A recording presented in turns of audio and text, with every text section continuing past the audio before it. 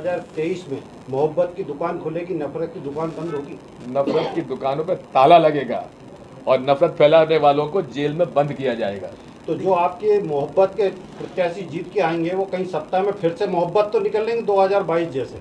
ऐसे इसके लिए क्या प्रबंधन है? इसका प्रबंधन यह है कि वो विचारधारा से जुड़े होंगे, गद्दारों और भाजपा से मिले हुए लोग नहीं होंगे, ले जाएंगे, विचारधारा से लोगों को साथ जोड़ा जाएगा। सर, कर्नाटक चुनाव में आपने अपने मैनिफेस्टो में बजरंग दल को बैन करने की बात कही है, क्या राय से मध्य प्रदेश चुनाव में भी क्या आप ऐसा करेंगे कुछ?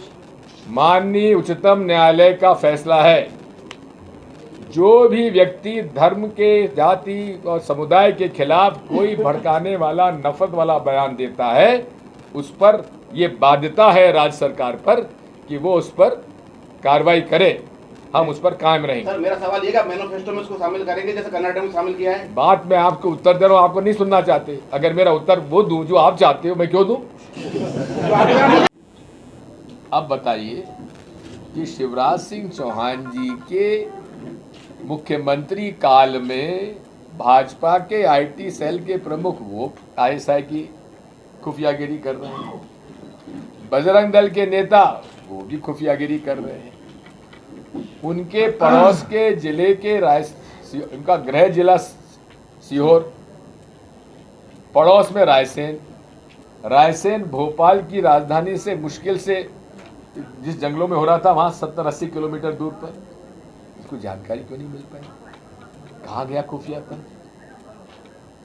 मैं तो कहता हूं कि ऐसे प्रकरणों में जांच होनी चाहिए कि इनके तार भारतीय जनता पार्टी कौन कौन से नेता से जुड़े हुए हैं, कौन कौन इनको संरक्षण दे रहे हैं, पुलिस में कौन अधिकारी इनको संरक्षण दे रहे हैं, इसकी जांच होना चाहिए। और मध्य प्रदेश पुलिस को जांच नहीं सौंपना चाहिए, नेशनल इन्वेस्टिगेटिव एजेंसी को जांच सौंपना चाहिए जिसने इनको पकड़ा है। साथियों, 18 में भी जीते थे, लेकिन हमें कभी उम्मीद नहीं थी। डॉक्टर प्रभुराम चौधरी जो कि युवक कांग्रेस से विचारधारा के साथ कांग्रेस से जुड़ा हुआ था, सिंधिया जी का खासम खास हुआ करता था, हम लोगों ने हमेशा उसको प्रमोट किया। वो अचानक दिन में कैबिनेट मीटिंग अटेंड करता है, कमलनाथ जी की प्रशंसा करता है और रात को फ्लाइट पकड़ के दिल्ली चला जाता है। 2 दिन बाद मालूम पड़ता है कि वो तो बेंगलोर चला गया। ये कैसे हुआ, क्यों हुआ? जो जानकारी मिलती उसमें बात साफ आई, मध्य प्रदेश के अंदर लगभग 66 सीटें हैं जिनके बारे में कमलनाथ जी ने, निखिला जी और मुझे ये काम सौंपा है कि मैं उन विधानसभा सीटों में जाकर जो कमलनाथ जी का छिंदवाड़ा मॉडल है, पोलिंग बूथ, सेक्टर, मंडल, सब ब्लॉक,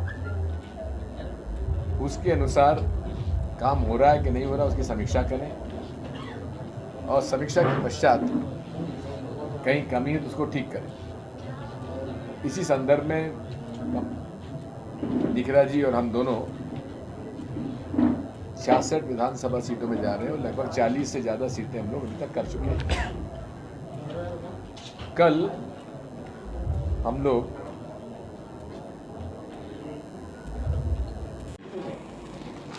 ये लोएस्ट लेवल पर 2 to 4%, उससे ऊपर चलो तो 4 to 10%, उससे ऊपर चलो तो 4 to 10%, अब लगा लो कितने % जाएगा ऊपर तक। मध्य प्रदेश में लाडली बहना योजना चालू की गई, इसको लेकर आपको? लाडली बहना योजना की याद 20 साल बाद क्यों आई शिवराज चौहान को? 20 साल तक बहनों की याद नहीं आई भाई को, मामा बना रहा और जीजा को जेल भेजता रहा। ये पूरे तरीके से चुराई हुई योजना है।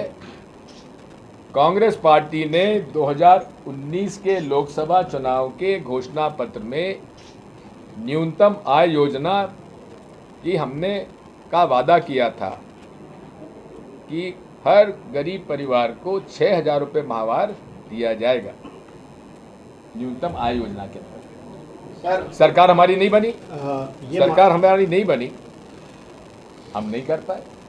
हिमाचल प्रदेश में हमने वादा किया था 1,500 रुपये देंगे, सरकार बन गई, हम देंगे। 2,000 कर्नाटक का फैसला है, हम वहाँ भी देंगे। और कमलनाथ जी एक वैसे व्यक्ति हैं जो कहते हैं करके दिखाते हैं। जितने उन्होंने वादे किए थे, एक वादा पूरा करा है हमने और करेंगे आगे भी। आपके बारे में कहा जाता है कि आप राजनीति में भविष्य। पर भाजपा का आरोप ये है कि पहले भी कर्ज माफी की बात कांग्रेस ने कही थी जो नहीं किया गया। किसने कहा नहीं किया गया? तो जरा शिवराज सिंह चौहान के जैत के उसके रिश्तेदारों से पूछ लो कि वहाँ के कर्जा माफ हुए कि नहीं हुए। 27 लाख किसानों कर्जा माफ हुआ है। मैं कहता हूँ ये शिवराज सिंह जी और नरेंद्र मोदी में अगर झूठ बोलने का ये कंपटीशन होगा तो दोनों में बड़ा स्ट्रांग चलेगा, कौन गोल्ड मेडल जीतेगा और कौन सिल्वर मेडल जीतेगा। कर्नाटक चुनाव की बात आपने से कमीशन की बात की, तो यहाँ कितने % कम? भारतीय जनता पार्टी सदैव से धर्म को हथियार मानकर राजनीति करती है। धर्म का राजनीति में उपयोग करना मॉडल कोड ऑफ कंडक्ट के खिलाफ है। कोई व्यक्ति धर्म के नाम पर वोट नहीं मांग सकता। ये कानून है, ये नियम है, संविधान है। पीपल्स रिप्रेजेंटेशन एक्ट जो कि जिससे हमारे पूरे लोकतंत्र का चुने हुए लोगों पर क्या बंधन है, क्या उस पर अपराध है, कहाँ उस पर सजा कितनी है, उसका उल्लेख है। उस पर आज तक इलेक्शन कमीशन माननीय चुनाव आयोग ने उसको संज्ञान में क्यों नहीं लिया, जबकि खुलेआम इस देश के प्रधानमंत्री नरेंद्र मोदी का वीडियो है कि हे मतदाता कनिका मतदाता भाइयों और बहनों, जब तुम चुनाव में बटन दबाओ तो जय बजरंगबली का नारा लेके बटन दबाओ। क्या ये अपराध नहीं है? क्या माननीय चुनाव आयोग इन पर मुकदमा कायम करेगा? क्या उनको नोटिस तो देगा? सोनिया जी के एक छोटे से बयान पर नोटिस मिल सकता है, लेकिन नरेंद्र मोदी प्रधानमंत्री जो खुलेआम उल्लंघन कर रहे हैं उन पर क्यों नहीं मुकदमा दायर होना चाहिए? मैं एक सनातन धर्म का मानने वाला एक अच्छा हिंदू हूं। बजरंगबली के हम लोग उपासक हैं। क्या बजरंगबली की तुलना बजरंग दल से की जाएगी? माफी मांगना चाहिए नरेंद्र मोदी जी को और भाजपा को। बजरंगबली की तुलना उन गुंडों की फौज के साथ कर रहे हैं जो लोग पाकिस्तान के लिए खुफियागिरी करते हैं, जो लोग खुलेआम पट्टा डालकर रात को दुनिया भर के आपराधिक प्रकरण करते हैं, जो खुद मोदी जी कह रहे हैं। मोदी जी के एक बयान पढ़ लीजिए, देखिए वीडियो पर है कि कुछ लोग जो गौ सेवक बनते हैं वो रात को आपराधिक गतिविधियों में संलग्न रहते हैं और दिन में पट्टा डालकर ये लोग गौ सेवक बन जाते हैं। मोदी जी आप माफी मांगिए, भाजपा के सारे नेता माफी मांगे कि हमारे बजरंगबली की तुलना इन गुंडों की फौज बजरंग दल के साथ आपने तुलना कैसे की? भ्रष्टाचार का आलम। सरिया दुपट्टा गले में डाल के आदमी अपनी मृत बहन को मोटरसाइकिल पे उठा के जा रहा था, उसको एम्बुलेंस नहीं दी गई, उसको वाहन नहीं दिया गया। आपको याद होगा कि कुछ दिन पहले शिवराज सिंह चौहान उर्फ मामा उर्फ मामू ने लाल परेड ग्राउंड पर 1000 से ज्यादा एम्बुलेंस खड़ी करके फोटो खिंचवाया था, नहीं खिंचवाया था? वो कहाँ गई? इनका उपयोग केवल भारतीय जनता पार्टी के उम्मीदवारों को शराब और पैसा बांटने में उपयोग किया जा रहा है, ये मेरा आरोप है। अब ये गौभक्त बनते हैं। सबसे ज्यादा पशु यदि आपको किसी भी क्षेत्र में सड़क पर मिलते हैं वो बुधनी है, नसरुल्लागंज के पास। और हर रोज गौ माता मर रही है, उसके लिए गौशालाएं, कमलनाथ जी ने 1000 गौशालाएं मंजूर की थी, कहीं बन गई, वहां गायों को नहीं भेज रहे हैं, उनके लिए पशु एम्बुलेंस खरीदे जा रहे हैं। वो भी लाल परेड ग्राउंड में ही फोटो ऐसी है, पहली बार। अरे पशु एम्बुलेंस में क्या करोगे? जो पशु सड़क पर बैठे, अरे उनको ले जाके गौशाला में क्यों नहीं डाल रहे? कांग्रेस सरकार आई, हमने 20 रुपया प्रतिदिन प्रति पशु मंजूर कर दिया। शिवराज सिंह चौहान आए, घटा के 2 रुपया फिर कर दिया। अरे आज की महंगाई के युग में 2 रुपया का चारा कोई पशु जीवित रह सकता है? बैरसिया के अंदर आरएसएस से संबंधित व्यक्ति की गौशाला में लगभग 300 गायें मरी पड़ी, उनको गड्ढा खोद के गाड़ दिया गया और आज तक उस संगठन पे कार्रवाई नहीं हुई। झूठा एक छोटा मोटा केस बनाया और आज उस खुलेआम वो भाजपा के चुनाव की प्रचार कर रहे हैं वो लोग। कहने का मेरा मतलब ये है कि एम्बुलेंस से इतना प्रेम क्यों है इनको? कमीशन मिलता है, ये पूरी सरकार कमीशन पे चल रही है। आपने कर्नाटक में देख लिया ना, कमीशन सरकार का क्या हश्र होता है, वही हश्र मध्य प्रदेश में इस सरकार का भी होगा। मुझे बता दो, कौन सी खरीद फरोख्त में नीचे से लेकर ऊपर कमीशन बाजी नहीं होती है? भाजपा व्यवसाय कर रही है। भारतीय जनता पार्टी जो है उसके मुख्यमंत्री, मंत्री, विधायक, दलाल, नेता, अधिकारी, कर्मचारी हर बिजनेस में हिस्सा मांगते हैं। कॉलोनी काट रहे हो, हमको कितने प्लॉट दे रहे हो? मल्टी बना रहे हो, हमको कितने फ्लैट दे रहे हो? ये होता है कि नहीं होता है? पीडीएस का हाल बता दूं, पीडीएस में इतना बड़ा घोटाला है कि 50% भी नहीं मिलता लोगों को। कहां जा रहा है, कहां बिक रहा है, आप सबको मालूम है, मुझे भी मालूम है। इसलिए साथियों, ज्यादा तो मैं और अब क्या कहूं, अभी तो मेरे पास शिव पुराण है, धीरे धीरे पढ़ते खोलता जाऊंगा। इतना रिकॉर्ड मेरे पास शिवराज सिंह चौहान के अर्जित संपत्ति का है कि ये मुंह छिपाते फिरेंगे, लेकिन समय आने पर।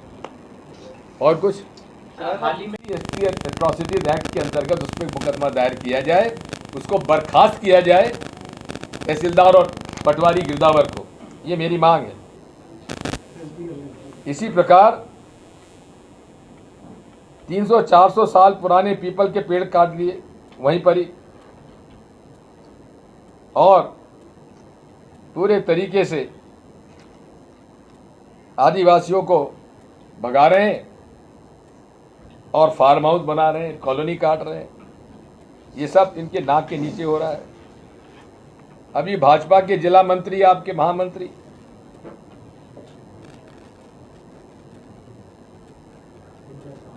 राम कुमार साहू के सगे भाई प्रेम नारायण साहू 50,000 रुपये रिश्वत लेती हुए पकड़े गए। और जो नपती और नामांतरण जो मेरे समय मुफ्त में हो जाती थी, पंचायत कर देती थी, उसमें 1 लाख रुपए रिश्वत की मांग कर रहे थे और 50,000 एडवांस में लिए। अब एक और घटना जो कि 3 स्थानों पर मुझे जानकारी मिली है। मुआवजा मंजूर हुआ किसानों को, मुआवजा मंजूर हो गया, पैसा आ गया, और कल होशंगाबाद नर्मदापुरम में मुझे शिकायत मिली, दूसरी शिकायत मुझे दमोह में दूसरे जिले में मिली, और तीसरी आज कि चुने हुए लोगों के खाते में सारा पैसा डाल दिया। जिनको मिलना था उनको नहीं मिला। अब ये कैसे हो गया? मुआवजे की राशि की मंजूरी एसडीएम देते हैं, पैसा निकालने की जवाबदारी ट्रेजरी ऑफिसर की होती है। तो चारा घोटाले से बड़ा घोटाला है। चारा घोटाला तो ये था ना। अब इसमें एक नहीं 14 जिलों में इस प्रकार का के प्रकरण पकड़े गए। कम से कम 400 करोड़ का गबन है ये। इसकी तो ये तो तत्काल किसी भी रिटायर्ड हाईकोर्ट जज के अंतर्गत एक स्पेशल इन्वेस्टिगेटिव टीम अपॉइंट होना चाहिए जो कि इसकी जांच करे और इनके खिलाफ मुकदमा दायर करना चाहिए। ऐसे अनेक और प्रकरण है, वो 14 जिले सभी जगह ऐसा हुआ है। अब कल एक वीडियो क्लिप आया था